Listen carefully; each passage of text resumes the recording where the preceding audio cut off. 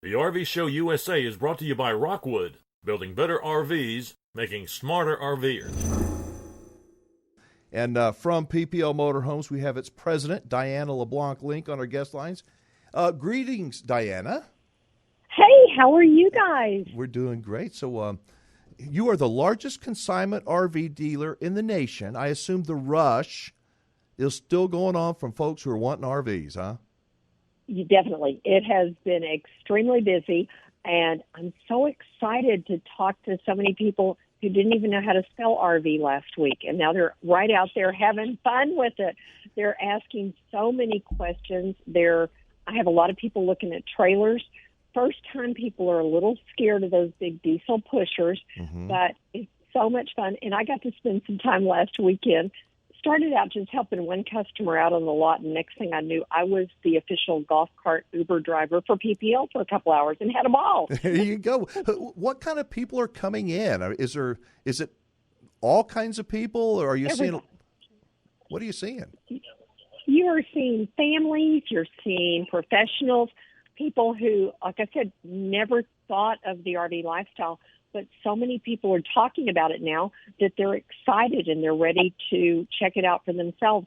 You know, whatever the reason is, it's fun. And you see all these magazines, too, that are all talking about national parks and going out and connecting with nature. And it's our way to do our little social distancing out there and have fun doing it in our own space. You know, I heard from somebody a few days ago that this is the perfect storm that brings so many RV buyers out. It's not just the COVID-19. That kind of started. I mean, people want to get out anyway, but the COVID-19 brought a lot of things to mind about, you know, your own bed, your own bathroom, your own pillow, instead of a hotel room. It brought a lot of things to mind. But now we're not going to get controversial, but now with a lot of unrest going on in cities, many people are viewing an RV as an essential element, something they have to have. It will give them comfort, safety, peace of mind if they have to escape, whether it's from civil unrest or Mother Nature gets mad at them. That's right. Down here we've got a hurricane that's brewing in the Gulf, so Mother Nature might get mad, soon, and you just never know what you're going to need that RV for. Yeah, and whatever. I'm just telling you, folks, you can make up an excuse, and it's a lot of people use them. Nurses use them. A lot of line workers, people. But you can get an RV and you can use them for all different things. And the main thing is that they are fun. Now I know that we get a lot of emails from people asking all kinds of questions, especially maintenance questions. I have one. Somebody's asking about roof sealants and what is recommended. And without going in and trying to, because I actually forgot where the email is, but I know he was asking about roof sealants and things. What are your thoughts on getting up on top of your RV, checking not just your roof, but anywhere where there's a hole in the side of your RV where you have a seal there area? Well, I think, first of all, I need to put a disclaimer out there that I'm not a repair person. I do not know how. I do know how to do it with my own two hands. I hold the check with my left hand, and I sign it with my right. That's how we did this. But I will tell you that there are some things that we can do on our own to check our roof. First of all, if you're afraid of heights, hire somebody to go up there. Yeah. Don't do it yourself. If it's been rainy and the roof is damp, don't go up there. Don't even risk the possibility of falling off. It would be much better to have that repair bill than the hospital bill.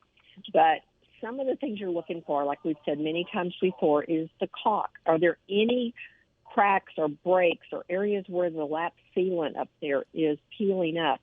If so, you need to address that. You don't have to address the whole roof.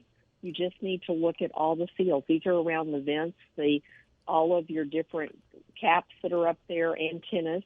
And what you need to do is get up there. If the seal is a little bit lifted, go ahead and scrape it off. Yes. If it's not lifted, you can clean it real good. There's great different cleaners you can use. Dicor makes a great product. Or you can use Dawn, just plain old Dawn liquid soap. Use that and a scrub brush. Clean it because you're trying to open the membrane, open the pores in that membrane so that the new sealant you put on will adhere to it better. Yeah, you don't have to peel all of it out unless it's loose. If it's loose and nasty, don't just put caulking or sealant over the top of that, like you said. But Also, I've heard that denatured alcohol is that's the last thing you do before you apply the new sealant because it will allow it to adhere a little bit better to whatever is underneath it. I've heard that. I also heard the flip side of that people will use that and put way too much on, and it can eat down into the membrane of the roof. It's one of those things that you can use, but you don't have to. Right. If you're drinking a vodka tonic at the time, maybe you can just spritz your drink on there and it'll be fine too. Whatever you want to do. No need to waste a good drink while you're on the top of your RV. I'm not suggesting anybody does that, by the way. No, not at all. So honestly, how often do you tell people they ought to have their roof inspected? Not just their roof, but anywhere where there's a hole punched in the side of their RV, around the windows, around every single vent. Look for any kind of sign where water will get in because it will. Eventually, it will. At least once a year. I always say that's one of those spring checkup things that you need to do when it's cool enough to have somebody get up on the roof and for you to be out there working on it. Don't do it when it's 100 degrees in the summertime. But if you'll go ahead and get up on that roof, check on it once a year, it's worth it.